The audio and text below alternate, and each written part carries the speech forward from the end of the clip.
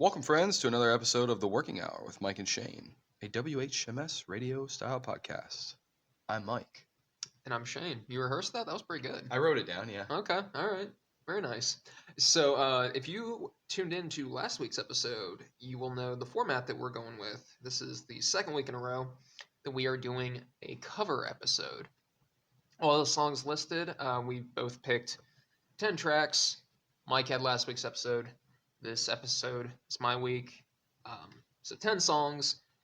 The first song we have listed here is the Goldfinger cover of 99 Red Balloons by Nina. Is it red balloons or is it just balloons? It's 99 Luff Balloons whenever it's balloons. Whenever it's the original, but yeah, it's... This is the one that I had to listen to 3 versions. Oh, really? Yeah, I listened to the all German. Oh, okay. I think it's the same. I don't know. I don't speak the native tongue. Sure. So the original runtime is 3 minutes and 50 seconds. Cover runtime is 3 minutes and 49 seconds. Pretty close. Yeah, yeah. Yeah. When Mike pitched the idea of each of us creating a cover playlist, I initially wanted to go and pick my songs and then place them in a specific order that I feel like would be satisfying and like flow together pretty well. Ultimately, I wound up just sticking with them in the order they initially came to mind and were put down into the list, so I didn't really move anything around. So this is pretty much no particular order, other than I do remember you saying you liked how it looked. That's why you didn't move anything around. You didn't adjust anything. Yeah. There were things to it that I enjoyed, that I liked. Ultimately I wound up sticking with the order that initially came to mind. And I feel like this song works like really great as just an intro, given just its upbeat nature. The song opens with a swell to like a clang of the guitars hitting around 15 seconds. Some softly delivered vocals accompanied by the bass guitar.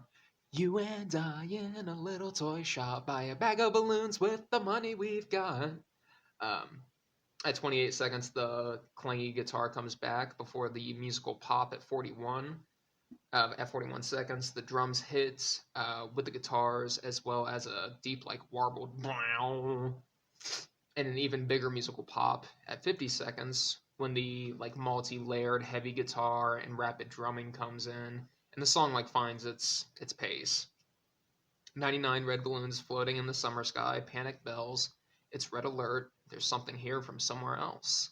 The vocals now are loud and lively and delivered like they are being sung to like a very large crowd, and you can hear them kind of ring out with a slight echo to them. And focusing on the sky as 99 red balloons go by. From 130 to 140, there is a brief like guitar solo before the second verse at 2 minutes through to about 2:30. There is a musical breakdown similar to the first pop. I like the brief slowdown of the heavy guitar, and it like partners up with the drums. It's dun dun dun dun dun dun. The bridge goes full German in reference to the original. The music picks up its pace, becoming more erratic, leading into the outro. If I could find a souvenir just to prove the world was here, then here it is, a red balloon. Think of you and let it go. I think this is just a flat-out fun cover. Really high energy, solid, heavy instrumentation. Very late 90s, early 2000s punk and ska, if you're into that sort of thing, which I am. It's definitely not dethroning the original by any means, but it's a really good time. Like, it's fun. Mm-hmm. I gave this a 7.1 out of 10. Okay. Funny. Fine. I'm at the same location. Okay. Do you know what the original is about? Or where the origin of it came from? Because I found it very interesting. Wasn't it like a war that was sparked by some red balloons? Yes. Okay. But I'll elaborate on that. So I don't know if it was a guitar player or bass player, and I didn't write his name down. Not Goldfinger, of Nina. I don't know what is Nina and a group or whatever. Anyways, he was at a Rolling Stones concert, and they let a bunch of balloons up in the air. Okay. And he had this like scenario in his head that like the military would see it as like a threat. It's like, this is it, boys. This is war. I thought that was nice little thing. So that's like the origin of the song. Um, I thought it was an interesting cover. I'd never heard it before. Obviously, I'd heard the original. I don't believe I'd heard the all German version, but I did give it a listen just to see how much really changed with it, like just the flow of it or whatever. Because sometimes songs in other languages, like if you listen to some Latin music, I don't know what they're saying, but it sounds really good. Yeah. But this is just so much more aggressive and has that punk vibe with hints of ska. Um, it's a song that nobody probably ever thought would be made into like the vibe that it is, but it works. And like I don't think the original is super serious. I think it's kind of playful too. Like I think it's a playful song, just because the idea is kind of just so crazy. Yeah. The balloons being UFOs. Sure. But yeah, what were you gonna say? Well, I was gonna say just the fact that like, yeah, I imagine the original isn't too serious, just because it's something that like just a made up scenario in this guy's head. So it's like, it's a little tongue in cheeky. Yeah.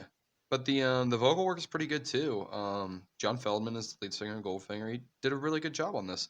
I'm not familiar I at thought all. he did great with the German bit. Like, yeah, no, I have hats off to him for doing that, like just attempting that. And I don't know how great it is because I'm not, I don't know, I don't have an ear for the German language, but it sounded good enough to fool me. So, but yeah, I'm not familiar with any of their other stuff. Are you familiar with a lot of their other stuff? A little bit. It's so funnily enough, I got introduced to them mainly through they had a song or two in Burnout Revenge. And I remember I went to FYE one time and I did a thing where you could like it's back in the day you could like you can make a little thing on your own CD. Yeah. And I just picked a handful of random like Goldfinger songs and I'm like pretty good. Yeah, not bad. All right. Nice. Okay. Yeah. Cool. So this was released in 2000, the original being in 1984, which kind of surprised me. I always thought the original had more of like a 90s sound to it. Kind of reminds me, it's a terrible connection, but a little bit of, I just had her name, the Cranberries. Dolores. I had them. They were just separated. Close. The vocals kind of similar. Yeah. Their voices a little bit. Like I said, it's a little far-fetched. It's not perfect. So don't hate me on that. But they got that foreign shit going on. I think I do prefer the original a little bit more. Sure. But like you said, I don't think it's trying to overtake. They didn't try to overdo it. They just put their own spin on it. Yeah. And like I said, hats off. I still gave it a decent score, what I thought, which was a 7.1. And yeah, I mean, props to them for taking a song that, like I said, you would never think would escape that genre to go to this one. I would see it sticking along the same lines, if nothing else. So yeah, hats off to them, 7.1. Okay, on to track number 2. We have Faith No More's cover of "I Started a Joke" by the Bee Gees. I didn't realize I started a joke. Which started the world. It's right. Pause the pod. Let's put the video on. Did you watch the video? I did hear. Okay. But it's like frozen in my head. Like I just picture him singing. Okay. What's his name? Mike Patton. Mike Patton. Okay. Yeah. Yeah. So the original runtime is 3 minutes and 8 seconds. The cover runtime is 3 minutes and 1 second. This is one of the songs I was most excited to include on this list. Given how well Mike had taken to the Faith No More album. I was excited to write notes about this one. Not that I have great notes or anything, but after we did watch the video last week, I was like, and then I don't even remember watching the video last week. Oh, you were like, oh no, I woke up and went to bed. Yeah, I figured that. But me being like, oh yeah, yeah, I'm sure I fucking did that. No, you did. Sorry, I was pretty lit. No, you're good. I was too. But yeah, no, just given how well you had taken to Angel Dust, it was funny because I remember texting you whenever we were reviewing Angel Dust, and being like, "Ooh." And then I ended up loving it. Yeah, I'm like, oh. I probably listened to it. Hey. I'd say at least a song or two in a 2-week span. I listened to 1 or 2 songs off that album. They just come up. The video for this song is also kind of surreal, taking place in a pub as a man takes the stage to sing the song. The man bears a bit of a resemblance to David Bowie. And also just hearing Mike Patton's vocals come and watching him see it, sing it, only made it more surreal. I guess that the guy in the video that was doing the singing is actually he's a famous cross-dresser, I guess, or Okay. you I know, thought you were gonna say impersonator, but no, drag drag queen. drag queen. Okay, Yeah. who is it? Don't know his name. Okay, because But I'm good with some of the queens because Lindsay's big and that's like you- Silky Ganache. you'd be like, I'm gonna hit you with the throwback. They're all out of my head right now, but yeah. The guy from I Started a Joke. But yeah, Faith No More can be a little out there sometimes, and for some that might be tough to like kind of get on board with. But I feel like when they cover a song, it kind of helps rein them in a little bit, keeps them a little bit more conventional. Because I feel like whenever they cover a song, they want to like, stick relatively close to it, not like get too crazy with it. They're not doing like some like horror orchestra circus music. You know what I mean? Yeah, yeah. So, um, and from what I understand, a handful of their covers, anyways, are like softer songs. The song opens with a soft flute, some guitar, and that distinct bass that you would come to expect from Faith No More. The vocals hit at 13 seconds. I started a joke, started the whole world crying. Oh, but I didn't see that the joke was on me. Oh no.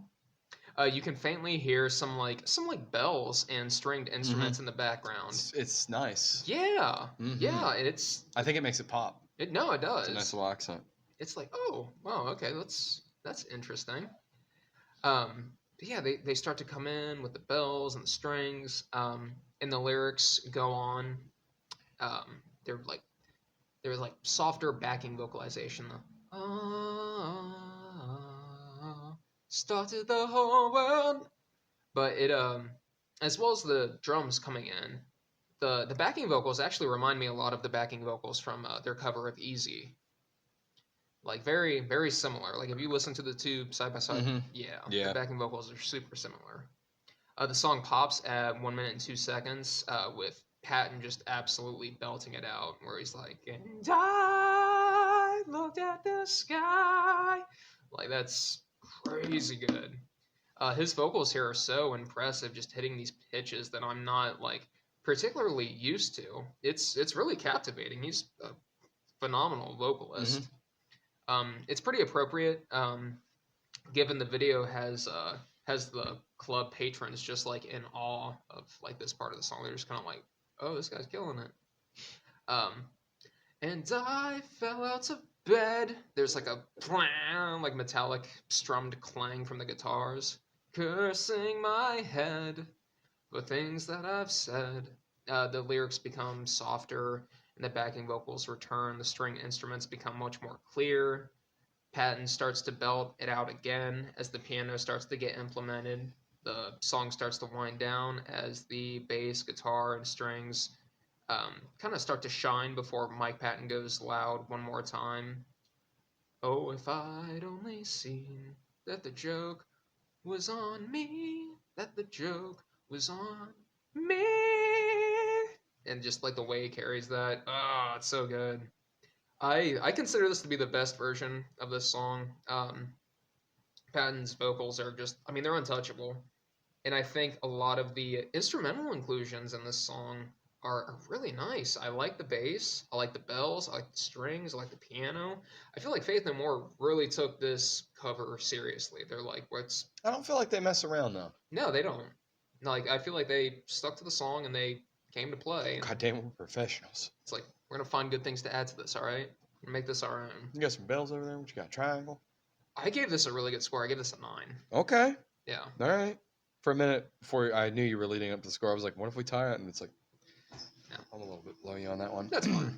So musically, like on the intro after listening to Angel Dust, I can definitely make connections. Like you can pick up on that sound for sure. I couldn't find my notes from where we reviewed it, but I swear at some point I compared Mike Patton to Bowie. I feel like I did. Maybe I didn't. Maybe I'm just making that up in my head. Could be true. But yeah, I texted you. Was it Monday or was it Sunday? Because I have it here that I texted you Sunday. Yeah. It might have been Saturday though, because it was around Saturday 11. or Sunday. Yeah, it was It Saturday. wasn't Monday. Goodness, because it's like I wasn't up that late on a Sunday. I got to work next day. Sure. But yeah, I was just telling you how much I appreciate Mike Patton and his vocal range. Um, we watched the video last week, and that was probably the first time I actually listened to it. I'd known we were going to do the song, but you actually played it for me, so I got a little sneak peek. And it's really got Bowie vibes. If you're a fan of Bowie, which I think we both are, we're not like probably Sure. huge into his catalog. And we don't know everything, but what we do know, we love. Um, his son's a pretty good director too, for what it's worth. He fucking is. Yeah.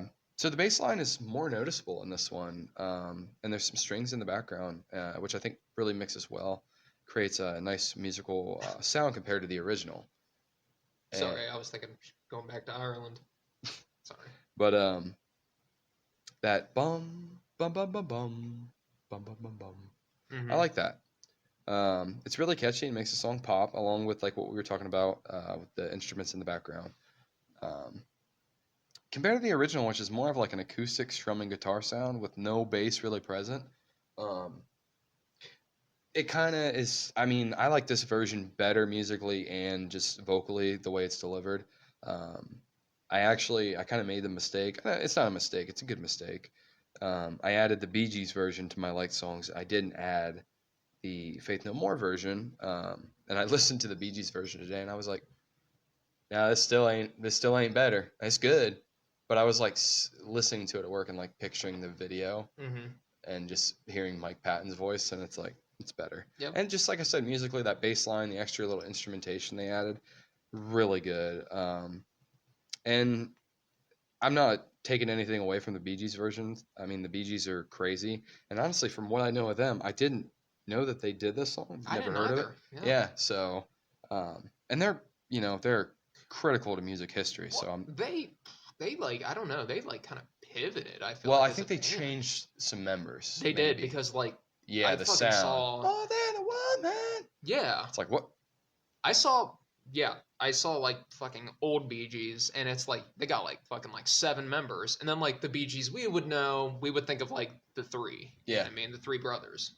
So huge change, and they kind of switched to more like disco-y kind of. Yeah. But like really good. I didn't look at the release date of this though. Of the I Started a Joke. I'm gonna say 68. Okay, so pretty early. That would make sense. Yeah. It does. The guitar has that late 60s sound to it for sure. Overall, though, I didn't give this a crazy low score. I gave it a 7.6. I did really liked it. I did really liked it. I really liked it, and it was new to me completely, and it's going to make my liked songs. And I'm probably going to pull the Bee Gees version off. You're right? I nailed it. 68. Nice. All right. All right, so take us to track number 3. Sorry, what'd you give it? 7.6. Okay. All right. I gotta fucking rein myself in. Well, I feel like that was a little low because I could have easily went like 8 on that, but I do like the fact that I feel like they did improve the song. they And- did. That's why I should have gave it a little bit higher rating because honestly, the song has really grown on me. Fuck yeah. Fuck yeah, brother. On to track number 3, we have Placebo, Running Up That Hill, cover of Kate Bush's song. The original runtime 4:58, cover runtime 4:57. I actually knew of the cover long before I knew of the original. Really? Mm-hmm. That's interesting. Well, a lot of people got introduced to the original through Stranger Fucking Things. Yeah, that's when it blew up, and I'm like, guys, I've been known about this. not that good. Yeah. I'm not crazy about the original. I'm not gonna get into it yet. That's fine. But yeah, a lot of people got into it because of Stranger Mhm. Things. I first heard the cover. It was in the trailer for Daybreakers from like 2009, and I was like, "What is this song? This is pretty good." Funny side note: I originally read the band's name as Placebo instead of Placebo because I was a dumb kid and I didn't know. Hey, So the song opens with like this like high pitched zipping synth fading along. It like fades along with this like muffled drum that like grows louder and louder. Some like dramatic distorted piano hitting around like 11 seconds in. The vocals at 33 seconds. Doesn't hurt me, wanna feel how it feels. You ought to know that it doesn't hurt me. There's also like some like soft female backing vocalization. The ah, ah. Then some electronic distorted backing vocals by the lead singer. If I only could be running up that hill. At 103, the chorus hits with some like very dramatic and deep piano keys, dragging out and matching up with the lead singer's vocals. If I only could make a deal with God, get him to swap our places. Like it's really good. It hits.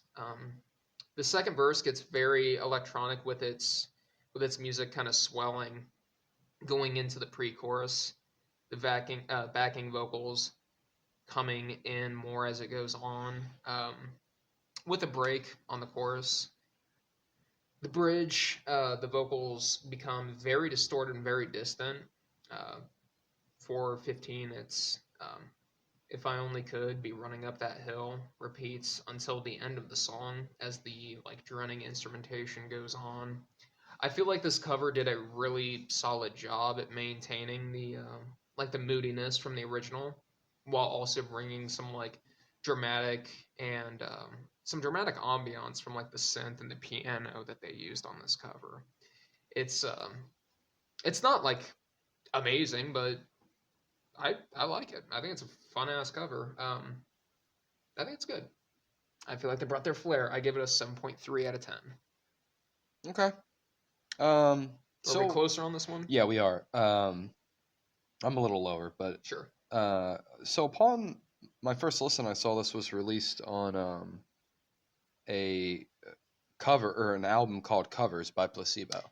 Was it originally off of Sleeping with Ghosts? I don't know. Okay. But there's an album called Covers where they Sure. just covered songs. Has like the red cover to it. I can't remember. Sure. But anyways, so it was interesting. They did a cover album, Placebo, that is. So I like the fact that they did that too. I wish it was more of a common thing, because there's a lot of artists that I would love to have their take on other artists' work. So I did really like this cover. It's similar to the original. The delivery is similar across both tracks. Placebo definitely put their own sound musically on it, musically and vocally. Brian Molko has a very unique voice, which makes it really easy to just tell it's Placebo. I was listening to Every Me, Every You, popped up today, and I was like, yeah, his voice is like, I feel like now when I hear anything by them, I just know anything by him, I guess. You ever listen to Pure Morning? Is that album that's also Pure Morning? I don't think I have, but we should play it It's later. good. Pencil it in. It's good. So the song takes a little bit more abstract path around the 3-minute mark. I wasn't crazy about that compared to the original, but it's a cover. It's their spin on it. And I don't know a lot about Placebo. Like I said, I don't really know much of their work, but they definitely made it their own. I love that the timestamps are almost identical. They're pretty close. This is another one though where I do prefer the original a little bit more. But I do like this rendition. I'm just not super crazy, and maybe like I'm not crazy about the original, but I just feel like it's what I know, and it's probably that's probably the only reason, just because I'm more used to hearing it. And the original is just kind of 80s tastic that it's kind of hard to pass up. Sure. I wasn't crazy about it in Stranger Things because I swear it played like every episode on last season. Yeah. You never got into that show, did you? I did not. Okay. I find that funny because it's like, damn, that's a show that I've been like, I mean, I've watched. I was late to the party. Did that didn't fall, did it? No, I dropped my gun. Okay. Like you dropped it and didn't spill. Not a drop. How the fuck you do that? Magic. I knew there was something about that boy. So musically, I like them about the same, despite there's some subtle differences. Placebo is more keyboard and piano and synth, where the Kate Bush version sounds a little bit more like string. I'm pretty sure they were using a cello, and they were using synth too. I mean, it was the 80s. I honestly can't tell you which one musically I like more. They both are pretty good beside that little instrumental breakdown or whatever around the 3-minute mark on the Placebo version. Overall, I didn't give this a crazy high score. It's right below the good mark for me, what I consider like top tier. But I'm just, like I said, I'm not crazy about the original, so it kind of makes me hard to give the cover a higher score, and I do kind of like the original better. I give this a 6.9. Okay. So it's right there. It's not bad. It's not bad at all. It's a good cover. It's just a song that I'm not crazy about. Sure, I hear you. On to track number 4, we have Drive, Deftones cover of Drive by the Cars. Original runtime 3 minutes and 54 seconds. Cover runtime 450. First song off of the list so far to actually be longer than the original, substantially. So I remember playing this for my dad back around, I want to say 2018 or so, and him telling me like, yeah, I think I prefer this version of the song to the original. And that's a big part of why it actually made my list, because this one was about to get axed. Take that, Dad. Yeah. Happy Father's Day. But then Mike was like, maybe I like that. keep that. That makes maybe it keep special, that. because whenever I hear it, I think of you and your dad. Sure. So This cover samples the drum beat from Massive Attack's song Protection. You can expect that song to be, Protection. Bro, that played like yesterday or today. Okay. Like it's been recently in my ears. Yeah. So, yeah, that's what the drum beat's from. Okay. So expect that song to be covered by us one day in some form or fashion. Looking forward to it. Song opens with a drum beat slightly modified, followed by some acoustic guitar and some synth keys beeping. Chino's vocals hitting around 40 seconds in. They're very spacey, definitely fitting off of the album that this song was included on, Saturday Night Wrist. That was the first album of theirs I actually got into. So, but I didn't even realize this was on there. I realized kind of like later on down the road, like, oh fuck, okay, is that like a bonus? Was it like a deluxe edition or something? So it wasn't on the version you had, or It wasn't. Who's gonna tell you when it's too late? Who's gonna tell you things aren't so great? I always misheard it as who's gonna tell you things aren't so gray, and I was like, oh, that's nice. He's trying to tell him not to be sad, but it's like, no, things aren't so great. So, the guitar here like sounds very atmospheric the way it like rings out. Chino's vocals echo out. Who's gonna pay attention to your dreams, to your dreams?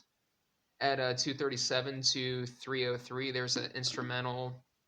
The drum beat goes on, but the electric guitar is the real standout here. It's very spacey and beautiful.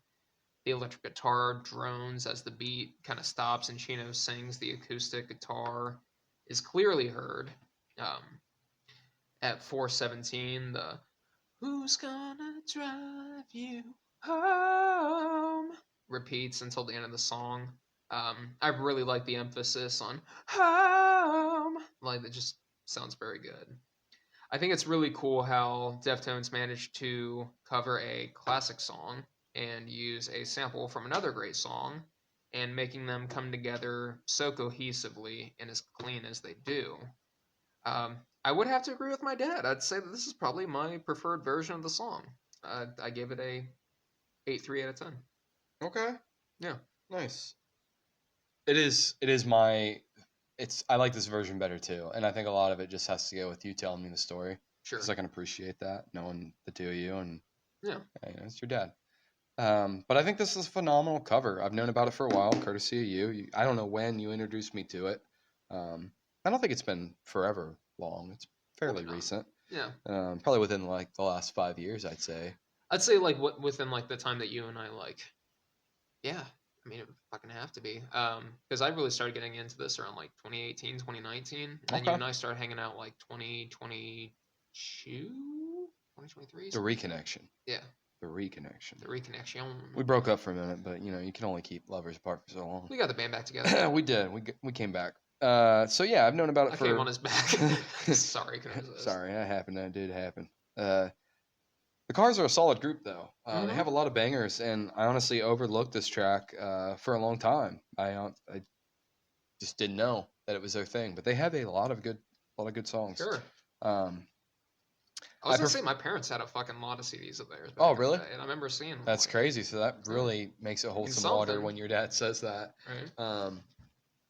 That's funny. My parents had like an odd amount of Eagles CDs. Same. And I just Yeah. never remember them ever playing them, but they had like multiple Eagles CDs. Okay. So yeah, I prefer the Deftones version more. I think Chino gives the song the correct emotional backing. Like I think Rick Okasek, I'm not sure how to pronounce his name, does a great job. That's the lead singer of the Cars. His vocals just don't create the vibe that Chino does with this. I think he makes it a little bit more intimate, a little bit more sad, a little bit more appealing to your softer side. Similar to last week with Eddie Vedder and Wayne Cochran, it's all about the mood, and I think Chino just delivered it better and created a better atmosphere for the song. Musically, they are closer than they are vocally, but I still prefer the Deftones version musically, like the instrumental part of it, just because of the ambiance that the instruments provide. The cover is almost a minute longer. I'm not crazy huge about that, but it's a minute that's like pretty easy to digest. Like Yeah, and you I feel like a lot of that goes towards the like there's like that instrumental like yeah, solo. and So you would come to accept that from Deftones. That's sure. typical of them. So again, it's kind of them putting their own spin on it. Well, that's just a slight slap on the wrist. I think I kind of nagged on that in the previous song. Not so much the runtime, but just being a little different. So no complaints at all. It is well done, very good. A band that's typically heavier, covering a classic rock group, and they didn't butcher it at all. Which I think sometimes people cover, the classic rock songs, and they don't turn out very well. This one turned out well. I gave it a 7.3. Okay. Hell yeah. On to track number 5. We have Orville Peck's cover of "I Will Always Love You" by Mr. Spaghetti Face. Mr. Spaghetti Face. "I Will Always Love You" by Dolly Parton. The original runtime is 2:57. Um, this cover it's live, so start to finish, clocking in around Yeah, I didn't do the math on 3:15. that because he talks for a minute. Yeah, I was like, "Fuck, I'm gonna have to Get out the calculator here. Huh? I had to use Alex's toes. Yeah, Get Arthur in here, count his little beans. put my toes in there on top of them. All right, it's a stack." Um, in the video, Orville expresses how much the song means to him, being a huge fan of both Dolly Parton and Whitney Houston. Yep. Um, the song opens with no music, just Orville's like deep country vocals. "If I should stay." Almost like sounds like Elvis. He's like, "Oh," like, but I would only be in your way. So I'll go, and this is where the acoustic guitar comes in. But please know, I'll think of you each step of the way. There's like a brief pause, the acoustic guitar accompanying the slow and sad vocals from Orville Peck. "And I will always love you." Like it's really pretty, and it's sad. It's really sad. Um, and Orville does this. He does a 1, 2, 3 with like his boot to the chair that he's on, just to add like a little bit of like theatrics and percussion, just because it's just him on the guitar. And I'm like, that's a cool little thing to do to like spice it up just a little. Simple. And he's probably not even doing that for effect. It's probably just instinct. Yeah. It's just his thing. Yeah. So, but yeah, he does it again a little later on, before the third and final verse. I particularly like the end of the verse, the way Orville carries out the word love. Another brief pause before going to the final chorus. I will always love you. The song closes with one last strum of the guitar. There isn't a whole lot I can really say about this cover, given its simplicity and Orville just by himself with the guitar doing the song live. But I think his vocals managed to keep the sorrow of the original while bringing his specific like Peck flair to the song. For a one-man cover, I think he did a wonderful job on this. I gave it a 7.8. Okay. I'm not going to start off the top of my notes. I'm just going to start off. I have a little bit of a lower score than you, but my gripe is just the fact that it was the way it was presented. Mm-hmm. I don't think it's the best like sound recording and like just Sure. him being there. So I think that hinders it a lot. I put in the end of my notes, which is kind of what I'm jumping to. If I saw this live and it was at like a small, I'm talking like Kemba, somewhere that's Mm-hmm. like what do they hold? Maybe 10,000 people, 10,000 tops. Probably not even that. No. Probably like four, maybe. Yeah, like 4. So a venue under 5,000 people. Sure. Yeah, because nationwide's like 17,000 or something like that. Goodness gracious. 2,000. I overshot that, didn't I? So no, a venue that's like smaller than 2,000 people for sure. And this was played, I would probably lose my mind, and it would be excellent. I think just the way it was presented, not the best, but still excellent. But comparing it to like an NPR Yeah. or an MTV Unplugged, I think it's apples to oranges. Sure. So I think that takes away from it. So that's my only gripe. I love the intro to the video. I don't need to elaborate on a whole much. You already did. Orville Peck kind of elaborates on how much the song means to him in both Dolly's version and Whitney Houston's version. So I like it too that it's just simple and it's just a man and guitar just playing. It's very, it kind of gives it more of a cowboy western theme just because he's the one man show there. Sure. I don't think it has the same emotional backing as Dolly's or Whitney's. It's kind of like in a different category. I think all three versions are in a different category, which I think makes this really special because you have three good covers here and they're almost polar opposites, which I guess you would use to describe two things, but here I'm using three. But they're completely different. Yeah. And I like all of them. I listened to all three of them at one point just to kind of compare. I think Whitney Houston is the most iconic version. Sure. I think Dolly's is the most respectable just because it's original and just Dolly is freaking Dolly. But this is a great cover and it's excellent. I think delivered a little bit better in a better environment, it'd be battling for number one because it is really good. And I think when you have a man cover like a female artist, it sometimes is kind of iffy because they don't always do it justice. But this one was spot on, and I said that it wasn't kind of as emotional, but he does pull you into it. It's a true. I think you described it as gritty, and it is. It's a gritty performance. I think it's funny though. We did a Dolly song last week, which was Jolene on the previous episode. I'd love to hear him do Jolene. Oh, that'd be great. Because I couldn't imagine what he would do. Overall, I'm not gonna give it a crazy score just because I had a couple gripes with it. I'm just gonna give this a flat 7. It's an excellent cover. It's an excellent original song. I just wasn't thrilled with the way it was presented. But Okay. right time, right place. Probably be an easy 8. So track number 6, we have Elvis Presley's cover of "Unchained Melody" by the Righteous Brothers. The original runtime 3 minutes and 38 seconds. This cover is live, and it's about 3 minutes and 9 seconds.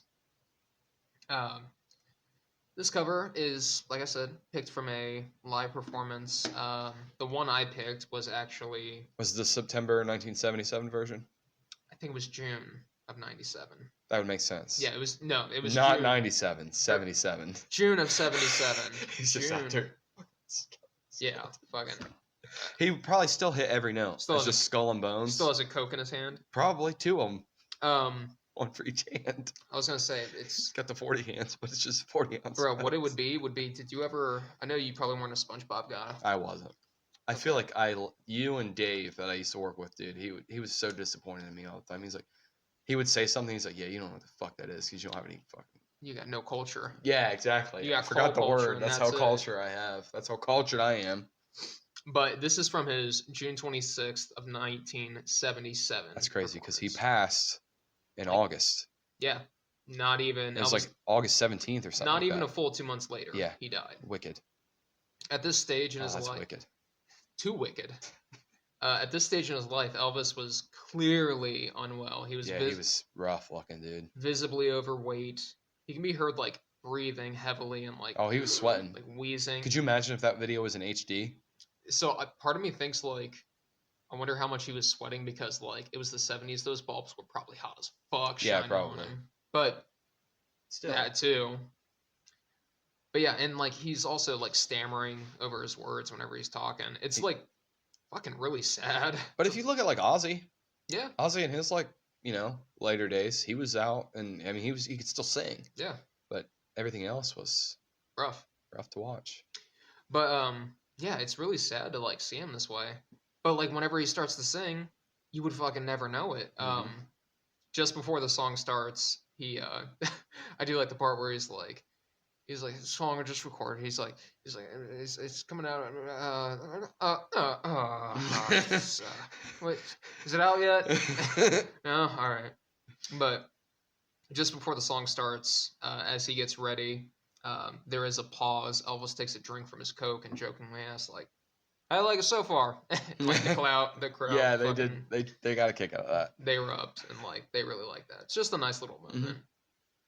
Song opens with Elvis on the piano. Elvis's vocals hit like 5 seconds after the "Oh, my love, my darling, I hunger for your touch a long, lonely time." Like, oh, it's really good. The crowd briefly applauds as Elvis um, continues the verse. The backing vocals accompany him. I like the "Are you still mine? I need your love." Ooh. About a minute and 25 seconds into the song, there's like a small break in the lyrics, and Elvis just like turns to the crowd and like he smiles, and it was nice. It was like the best version of him shining through, and was like, yeah, I still got it. I still got it. Yeah, I know what I'm doing. His vocals start to swell as the piano like picks up pace and becomes more prominent. Um, I'll be coming home. Wait for me. Like, oh, it's so pretty. The backing vocals become clear as the drums come in and the cymbals hit. I like he's saying he goes like, the time goes by so slowly. He's like, you can see him in the video. He's like, time goes by. Hit me with it so slowly. It's just funny. And he just like lets it fucking rip. He's like, "Are you still mine?" Like, Yeah, it gets crazy. he's fucking sweating bullets. Yeah. The music goes quiet, and he goes, "God, speak your love to me." And then, like, as he's like finishing it, he's like hitting the piano keys. He's Yeah, it's very It's like shit. All right. No wonder you sweating.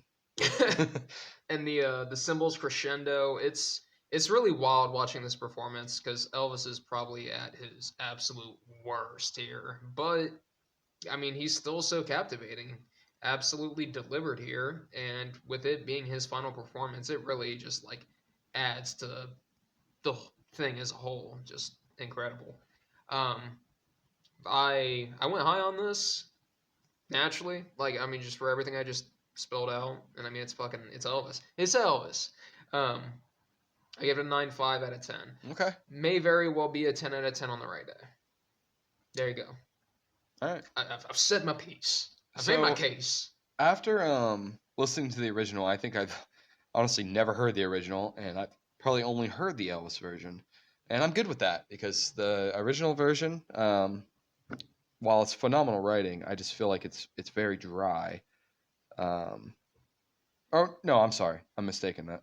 I just I like this version better. Just I think Elvis puts a twang on it. I want to say Amazing Grace. That's definitely he didn't do that originally. I think that's a very old song, and I love his cover of it. Um, but I do like the original. It has more of a classy, old timey feel to it. But obviously, Elvis just brings a lot. He brings that to the table, and then a little bit more. I think he kind of just juiced it up. Even in this performance specifically. Look at me, I'm trying to channel my inner Yeah, I was Elvis gonna here. say, sound like Elvis. Am I sweating? I was gonna say, you want me to hold How the you beanie? like it now? Yeah. I'll hold the Come on, Coke. boy. You gotta do one of these jobs Hold here. the pen, hold the beer. Hold gotta the decide which vape. one be. Yeah. I gotta pee. You know. You gotta make up your mind, son. But yeah, I feel like Elvis just kind of juiced it up. And this is right at the end of his career. Um, as we already said, like not even a full 2 months later, he passed away after this. This is the specific YouTube video, September of '77. June. Goodness. A month after he died. People like in the crowd, like crying, you zombie. So yeah, one of the comments on the YouTube video literally said like his body was failing him, his brain was failing him, but his voice like couldn't sing a wrong note, and it's a hell of a performance. And like the dying light, he chose to fucking rage pretty much. I compare it a little bit to Bowie, who put out an album, Lazarus, his last album. It was 2 days before he died. Fuck. It came out. So yeah, kind of compare them that, and I think they were both just like true showmen. I mean, obviously Elvis is. I don't think Bowie would even want to be compared to Elvis, but Sure, they're both icons for sure. Did you ever watch any of the movies with Elvis? No. Okay, No. I'd seen a couple. I would be interested. I would. Yeah, watch it. they're I mean, yeah, time you know period. So they're you not know. like friggin' super captivating. I'm not expecting like high art or anything. Yeah, but, like, it's Elvis. it's back when he okay. was Yeah, the shit. yeah. He's the fucking stud on the Prime. show. It's like people are there to see Elvis. They right? only put him on the show with like ugly fat dudes. Right. So he's just an absolute stud the whole fucking time. Yeah, pretty much. He's just compared to mush. I was gonna say some handsome dude tries to walk on the get the fuck Yeah, out he just of here. like fights him instantly, just kills him. He's like, he was looking at you wrong, baby. I don't have a whole lot for this one. Kind of just how you said it. Like, well, you did have quite a bit, but it's Elvis. Like, what are you gonna do? Like, he's a masterful showman. I give this an 8.5, and I did want to give a shout out to a movie that me and you were both crazy about. Every time I hear anything Elvis, I always think about Brendan Fraser from Pawn Shop Chronicles. So yeah, the king, and the king. KKK all day, baby. He's like, wait a minute. God bless America. Yeah. And on that note. All right. So on that note, we're gonna take a quick break, and we will be right back. All right, and we are back. Coming in on track number 7, we have Jeff Buckley's cover of Hallalujia by Leonard Cohen. Original runtime is 4 minutes and 37 seconds. The cover runtime is 6 minutes and 53 seconds. Cover being almost 2.5 minutes longer. That's like the only song off of this listing that has that much of a difference with the fucking cover being that much longer. It's quite a bit difference. Yeah, well, I mean, you almost have a 7-minute track. Yeah, which is ridiculous. That's wild. That's freaking wicked ridiculous. This cover is wildly considered to be a masterpiece and a big improvement over the original. It was one that I knew I wanted to include on my list just because it's kind of an obvious choice. Yeah, man.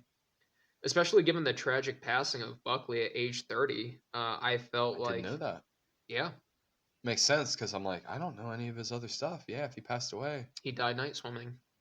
No shit. Yeah, drowning. A hot tub or? No. He went for like a swim in like a river or something, like a lake or some shit. I think it was a river, and he just fucking gone. Dude. That's it. Water's crazy.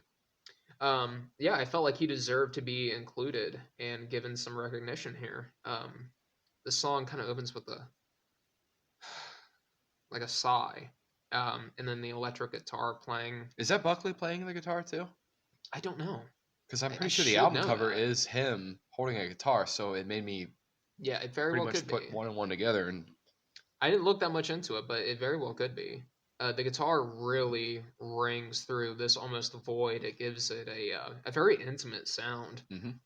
At 46 seconds, the guitar clangs with the music and starts to take the direction that it'll follow throughout the song. The vocals hitting at a whole minute into the song. I think this extended intro and some of the outro are responsible for such a difference in the runtime of the two songs. The original song gets to its lyrics almost immediately. Jeff's vocals are soft, they're serene. There's a closeness to them that is really palpable. I like the The fourth, the fifth, the minor fall, and the major lift. Like, that's very good. It is. The baffled king composing Hallelujah.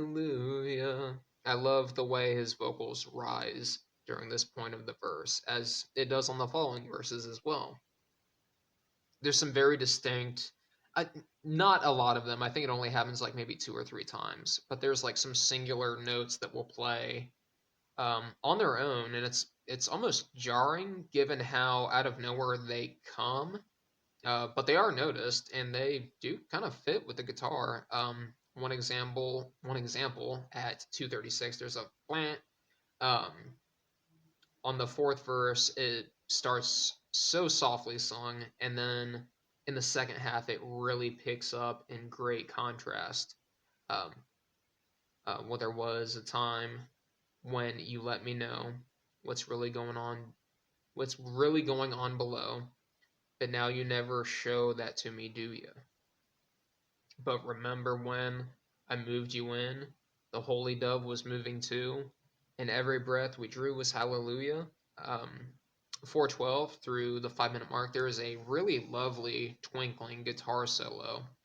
The final verse, the vocals reach their peak in a dramatic and loud delivery, aside from like, I think like maybe 1 or 2 of the hallelujahs on the outro may like peak even higher. But the final 2 hallelujahs are dragging out as the guitar starts to wind down a little bit.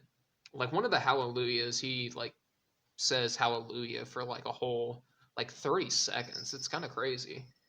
I think this is a brilliant cover. It really does bum me out that we didn't get more from Jeff. This is another like 9.5 potential 10 out of 10 cover. If you want something else to listen to by him, Last Goodbye is pretty good, and I Know It's Over. I think that is a cover from the Smiths. Okay. That's a really good song. Okay. Like he really delivers on that. I remember whenever Justin passed away, like I remember listening to Jeff Buckley's cover of I Know It's Over. It's a good song. Nice. Highly recommend. But yeah, 9.5, potential 10 out of 10. Rightfully so. I'm a little lower overall. I have a little information here about the original. So, Cohen reportedly worked on the song for 5 years, which Fuck. I'm literally thinking about that. I'm like, but you look at it and you analyze it, and it's a masterpiece. Mhm. I mean, it's been covered by a lot of artists. Initially, it doesn't get major commercial success. It really gained its rise to fame after John Cale's version, and it was featured in the 2001 critically acclaimed film Shrek. Yes. Yeah. It was also covered by other artists, like our guy Jeff Buckley and sorry. Katie Lang. I'm sorry. I remember hearing it like back in the day, like in Shrek, and I was like, "This is a good Oh, song." it's heart-wrenching. It's when like Donkey's sad, isn't it, or when something? everyone's sad. Yeah. It's the second act low point before like the finale where everyone's split up. And I did want to touch. So there's a version that's covered. I mean, it's been covered by a lot of people because it's such a great song. Mm-hmm. But there is a YouTube recording of Chester Bennington singing Hallelujah at Chris Cornell's funeral. Really? And it always makes the hair like on my arm stand up. This version and the original did not do it. I was listening to the original today when I got home and playing it. It was just playing in the bathroom before I was getting ready to take a shower, and Lindsay came in. I was like, "This is the original," and she's like, "Not very good. It's just a little dry, but the writing is spectacular." I have an interview here with Jeff Buckley about Hallelujah. So the interviewer, this is from DamienLove.com. It's a pretty good article. There's a lot to it. I took a little bit of a snippet here from it. But he said, I would guess that it's more based on John Cale's version than Leonard Cohen's version, right? And Jeff Buckley answered, yeah. But I heard the one on Cohen's album, Various Positions, first.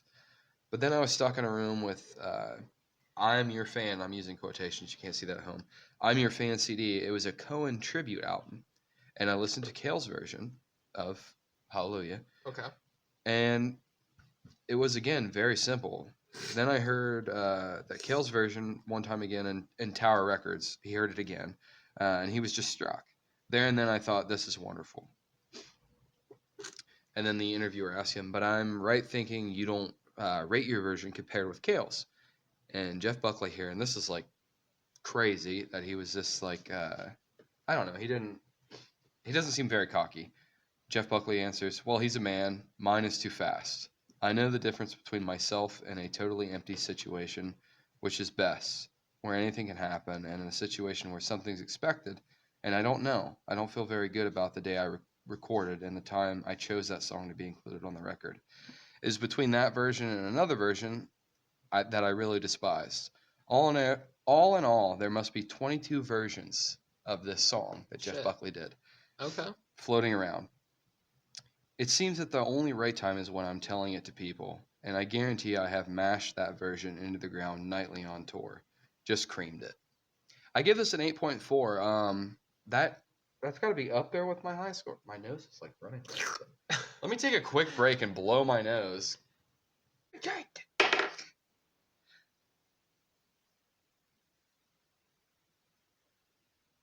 Yeah.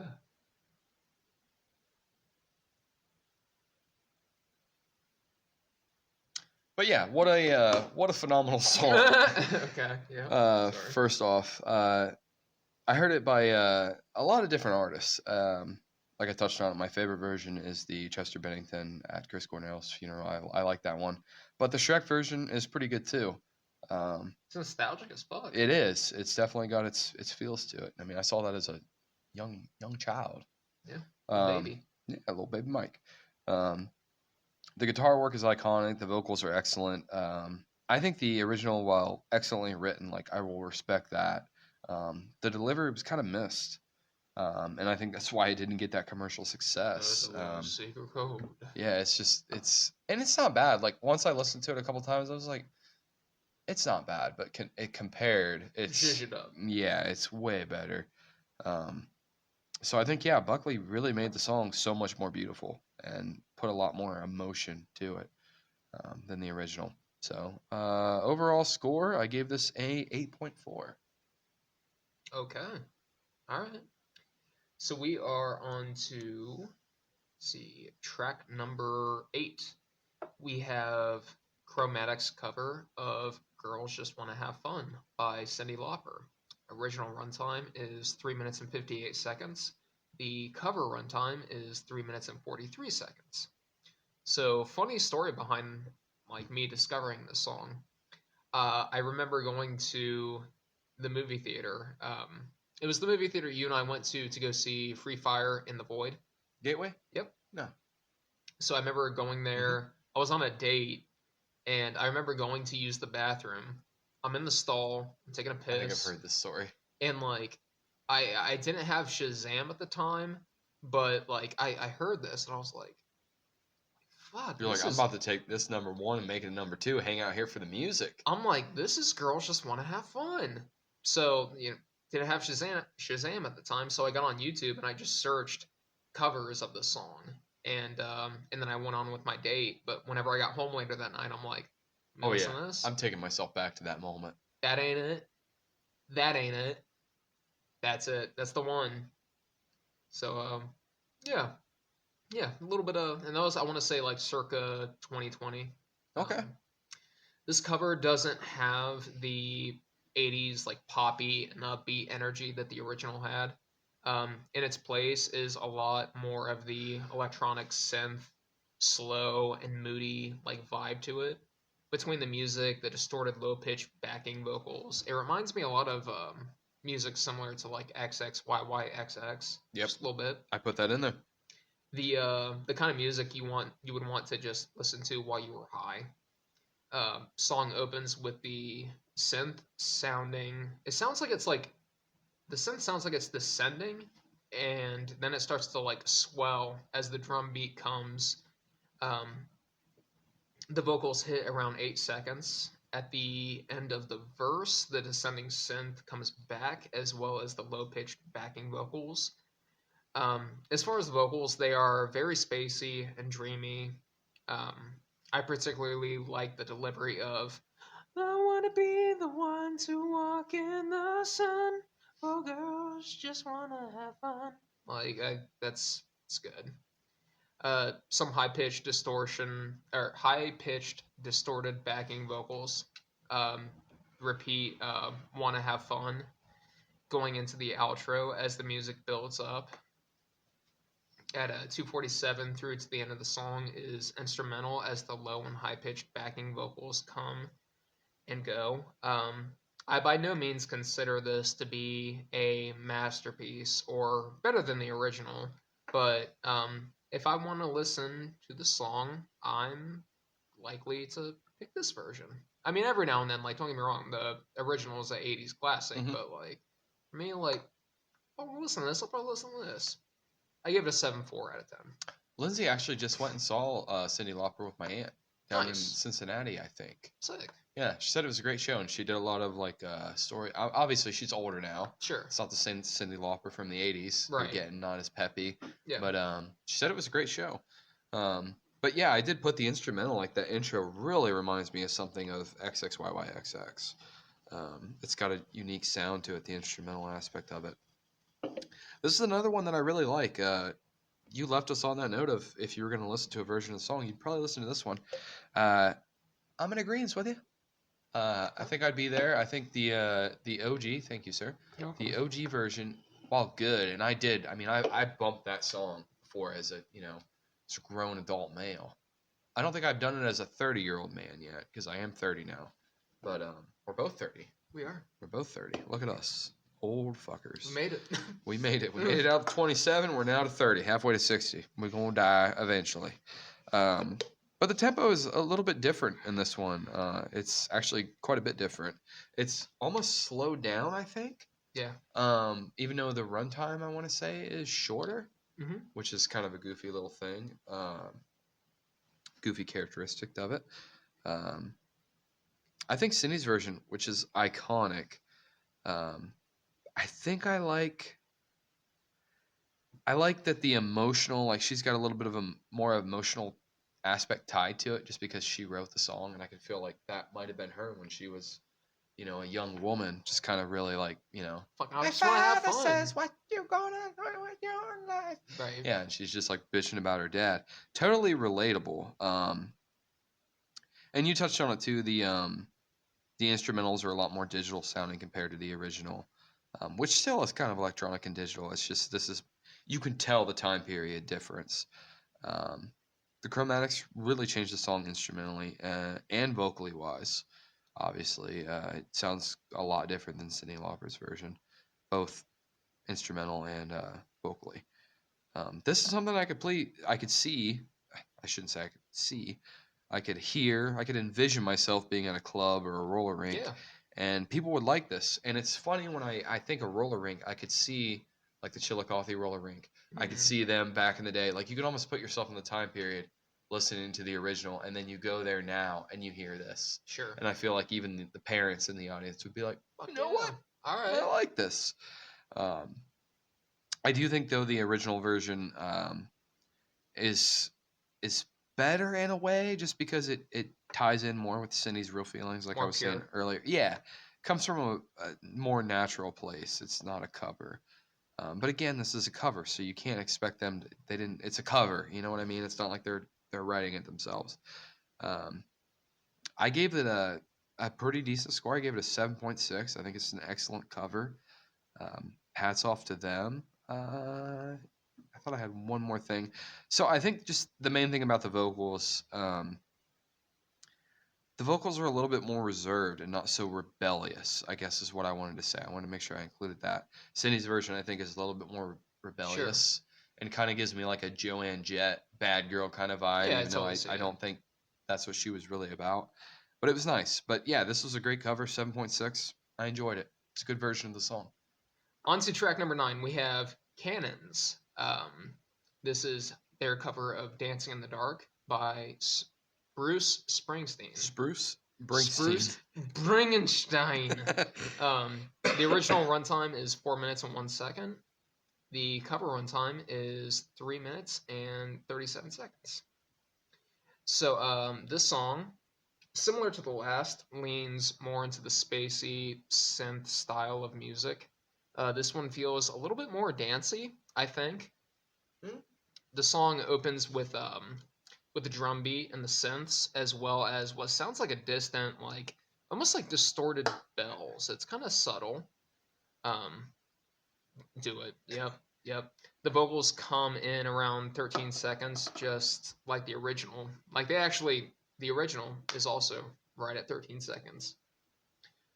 Followed by the beat. The song will follow. I love how the music shifts and picks up from the end of the first verse into the chorus. It's this like wall of like twinkling synth that hits with her like vocals that pick up with the music. It's the can't start a fire, can't start a fire without a spark. There's like a bam bam. This gun's for hire, even if you're just dancing in the dark. Like it's really pretty. The electric guitar following the chorus has some really solid like echo to it that rings out over top of the synth. Michelle's vocals and the music may both be like at a slower pace, but I still find them both to be like pretty infectious and still carry on that like upbeat nature of the original. From 3 minutes to 3:25, um, even if we're just dancing in the dark, repeats as the guitar rings out and the song starts to wind down for the last 10 seconds or so. Cannons, while not, I don't think they're able to top the original at all. Like they do like put their own unique indie pop spin on it. I also think that like Michelle's like soft feminine vocals are a really nice addition, and like they do a great job at differentiating it from the original. She has really beautiful vocals that I feel like do a lot to separate it. Like you were saying about like how like maybe a male can't like cover as well But a when they female, do, but yeah, no, I was they literally thinking can. the same thing. But like the inverse of like A if it's a female. man song, a female can bring like a whole different thing to Hmm. it. You know what I mean? So I give this a just a solid 8 out of 10. Okay, I'm actually higher than you on this. Okay. Um, I'm gonna elaborate on what you said there, though. I am a sucker for female vocalists. The older I get, I'm like there's a lot of female vocalists that I really like. Hmm. Um, not that I'm sexist. There's plenty of males too out there, but I like when women sing. Hmm. It's nice. So I do like this cover. I like it a lot. I wanted to emphasize that. I wrote that down here. I like the original. I like the album that's off of. The Boss is something I'm not super familiar with, but it's an icon nonetheless. You got to respect that. But the Cannons put such a poppy spin on this and gave it a different feel completely. Um, I think Springsteen's version is emotional, and I think it's still a little dancey. I was listening to it today and I was like, I don't know, this is still kind of upbeat, but I think they just kind of slowed it down in a way, and you kind of feel it more with the Cannons the way they did it. The timing seems to be slower, um, but I want to say this is shorter than the original, right? Yep, by Okay. about 24 Okay, seconds. that's what I thought. I didn't write the run times. I actually, despite the Cannons version being about 30 seconds shorter, uh, it's nothing against the Boss. His vocals are great, but I think his vocals just kind of overpower the mood of the song. Hmm. Kind of goes back to the male versus female. I think you almost need a softer side to the song, and I don't think that's just in Bruce Springsteen's wheelhouse, and it doesn't need to be. It's still an excellent song by him. But I like the cover. It brought a different side to this. It's more digital than Springsteen's version, but it's rightfully so. Like you can clearly hear the time period separations. This was one of my favorites off your list for this week. Okay. Um, it's an iconic classic, and it changed the genre, and it made it work flawlessly. Similar to 99 Red Balloons, but I happen to like this song quite a bit more. I gave this an 8.2, and hats off to the Cannons, like I said, for taking an iconic classic and changing the genre into something completely not completely opposite, but making a lot more pop versus just that rock sound, Sure. and it works good. So And I don't know, kind of like what you were saying about the last song of like, going to like a roller rink. Like I could see this playing there yeah, nowadays. same thing. And Yeah. it's funny to see like it kind of like get passed down to a generation Yep. of like, They make it their own. what do Yeah. you think of this? I mean, Yeah. So I like that. That's a nice little thing you put on there. for sure. Nice little touch. So final track, track number 10, we have Wolf Alice's cover of "Song to the Siren" by Tim Buckley. Original runtime is 3 minutes and 28 seconds. The cover runtime is slightly shorter at 3 minutes and 31 seconds. So I should start by saying I wasn't familiar with the original or Tim Buckley at all. Not related to Jeff Buckley. Yeah, I said that on the last episode, Yeah, right? you did. Okay. I'm surprised we went this far without saying it. I listened to the I listened to the cover and wanted to like go back and listen to the original to see just like how like they compared. Um, with that said, my knowledge of like Tim Buckley was like pretty much like non-existent. Negative. Do you like? Nope. No. Heard Okay. of him before? Know the name, but yeah, I don't know any of his work. Okay. And you know, I like you just said, I was gonna joke and say like, yeah, no, of no relation to Jeff. No, Tim is Jeff's father. Yeah, that's what I was talking about earlier. No shit. Tim Buckley. We overlooked that big time, didn't we? Tim Buckley is Jeff Buckley's fucking dad. Look at us. And look at you. Yeah, so Tim Buckley died at 28. Jeff Buckley died at 30. Yeah, so double whammy. They both died really young. It's crazy. But yeah, it's crazy. This cover, slacking. And dude, I actually went to Tim Buckley's like Spotify and I listened to some of his songs. He's got an album that I like. I might throw it up there. I might. It's okay. pretty good. They died really young though. Yeah, young as fuck. He died in like 76, I think. So. Year before Elvis. Yeah. It's crazy the time periods. I wanted to elaborate that on like 1977. Pretty sure that's when Rumors came out. That's when Animals came out. I fuck with that year, and it's like that's crazy that Elvis died in that year. Pop culture icon. Wild shit, There'll never man. be another Elvis. No, never. No. That's it. Just impersonators. So, yeah, this cover was a live recording from the Spotify Studios, London. This cover remains very faithful to the original, not only in like its runtime, only being like a few seconds longer, but also musically, remaining very stripped back with the guitar and vocals. The original was just like basically like it was basically just acoustic and vocals. That's it. Yeah, good girl. Just chill up there. She's getting cozy right there. She's bedding in on the towel. Little baby wavy. Yeah, I know this table's a mess. No, it's fine. It's fucking dude. Your house is lived in, like mine. It gets messy. You live here every day. But yeah, it's a really beautiful song. It's very poetic in its lyrical content. The original like is leaning, like I said, more into the acoustic guitar. This version goes more into the electric guitar. Electric guitar opens the song, vocals coming in around 11 seconds. Ellie's vocals are soft and warm, and they draw you in like a siren would. Long afloat on shipless oceans, I did all my best to smile, till your singing eyes and fingers drew me to your loving isle, drew me loving to your isle. The guitar coming off the chorus is like very melancholic and sad, but it's so pretty. The third and final verse is remarkable. Vocally starting a little bit more lively than the previous two verses. Ellie only like grows like more and more loud as the music like rises to meet her at her level.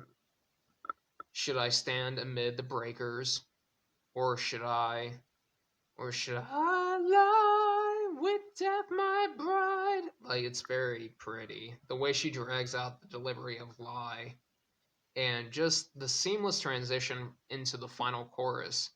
Hear me sing, swim to me, let me enfold you. Here I am, waiting to hold you. As the vocals and the instrumentation starts to wind down like a fucking ship disappearing into the horizon. It's very pretty. I absolutely love this cover. This is the definitive cover of this song. Like I mentioned earlier, there was the 90s cover that I'm just like, you took It's not better than this. it's like you took Cover to cover, no. too many liberties, and like this is just doesn't feel the same. So I think this is like the cover. I went high on this one. I could probably, looking at it now, I could probably bump it down a little bit. I gave it a 9.3, but I could see myself giving it like an 8.8. Okay. Yeah. Nice. So I'm not that high on it. I'm just not a big fan of the original. I want to say I listened to the original first. I try to do that. I mean, this is the second episode we've done the covers. Sure. But if I'm not familiar with the original, I try to listen to it first just to really hear it. Even the Dolly, um, I Will Always Love You. I'd heard it before, but it's like, oh, I need a refresher on this. But I am really a sucker for Ellie Roswell's vocals. She's got a very iconic voice. It's kind of, I don't want to say original, but you don't really hear any other female vocalist sounding like her. And like I said, I'm a sucker for a nice female vocalist. I thought the instrumental part of the song is solid. It really sounds like it's got that Wolf Alice sound on it, where you would almost think it's originally written and composed by them. They really put their own spin on it and didn't really cut any corners. Um, like you said, they didn't really add too much to it either, like the 90s version where I hate that on a cover where they do too much with it. It's like, if you You're have that overdoing it. iconic sound, put your sound on it. Don't make it sound exactly the same, but it needs to kind of fall somewhat in some guidelines. Yeah. Um, so yeah, again though, I think that Wolf Alice just gave this song a whole new life. You can certainly tell which is the original, and some covers can be kind of challenging, but this is one that definitely sounds newer. But they didn't butcher it musically or vocally. I'm a little low based on the score, and I don't have a lot more to add. The only reason I'm a little low is just, like I said, I'm not crazy about it. You just played it, I'm like, oh, damn, now it's kind of growing Kinda on hooking. me. The original version, the Buckley version. Mm. But I think I would appreciate the Wolf Alice version too, just based on the female vocalist. And I like Wolf Alice. There's plenty of songs that I've added. Even we did that one album that you introduced me to Wolf Alice with, and then I found a couple other songs just on my own. Don't Delete the Kisses. Yeah, that was one. There might be a couple other that weren't on that album, but Sure. I give this just a 7.2. Nothing crazy. I put here they did a great job not inventing, but improving the song. Hey, who read it? They just improved it. And that's all I can ask for a cover. Yeah. I think if anything from doing this second episode, it's like I should give higher ratings when they improve the cover, and they did improve the cover. So I could see myself, like you were saying, bumping it down. I could see myself giving this a 7.5. Okay. Which is saying something. I'm just not, like I said, I'm just not crazy about the original, so it's hard for me to really attach anything to the cover. But they did improve it by far. I feel like the original kind of, it reminds me a lot of. It's just too folksy for me, and that's not really my jam. Reminds me of John Denver a little bit. Okay. I could need to see get into John more Denver John doing Denver. a song like that. Apparently, my dad was a big John Denver fan. My aunt was telling me that. I'm like, well, he must have buried that deep in the closet because I There must never have been heard some about shit that. he tucked away, boy. Let me That tell was you. a phase. Yeah. Right on. Okay. All right. So next week are we going back to regular albums? I think it's time we get back on the main track. Okay. Do you got an album picked out? I do. I don't think we're gonna do the extended version though. No. Well, that's just 19 tracks, and that's a lot to bite Sure, off. It's yeah. holiday season. It's like We've been spoiling ourselves a lot, dude. The last 2 weeks, it's been 20 tracks total. You're saying you want to cram that? Boy, I finished some of my notes today. I don't think I can do. I a did 19 too. track. Like right before you got here. Yeah. No, not even just like the fact of like taking the notes. It's like recording that. It's gonna be a lot. Damn, we can't even get out of here on an hour now anymore. No. So. Okay, so next week though. With one exception, do you wanna swap out the live for the studio? Huh? All right. Yeah. No, we can keep it. We'll follow the format. You sure? Yeah, I'm sure. I know which version I like better, so it don't matter. You don't want to tech? Okay, that's fine. All we right. can touch on the live version. How about we just touch on the live version? We'll touch on the live version. But we'll focus mainly on the album. This But we'll be fucking like buns, boy. Let me tell compared you. to the live version, which This is shit sucks. landslide better. The landslide will bring you down to the Yeah, fucking boy. better version. Next week, though, we are going to be double dipping First time. for the first time on our show. I'm pretty sure Remy made it to the new channel. Yeah, she did. Maybe not. One of the first. Okay. Because that was the one with my daughter in the background making baby noises like she does. So next week, guys, we will be like me and Shane. We're just talking about more Shane than me. We're not doing covers next week. We're getting back to our regular format. We'll be covering Remy Wolf's album Juno next week. So tune in for that. And I guess with you don't have anything to add, do you? No. I mean, I guess the last thing I'll say is like I would imagine she'll probably show back up on our fucking pod eventually. Maybe whenever she puts out her next album. She had a live at Electric Ladyland EP, but I was like, yeah, it's like 4 or 5 tracks. Sure. But I might give it a listen. But once if she does an NPR or something, I'd be down on that. Once she puts out like another like full length fucking album, like I'm down. Kind of want to fuck Remy Wolf. Just saying. Anyways, that being said, this has been the Working Hour with Mike and Shane, and until next time, don't work too hard now.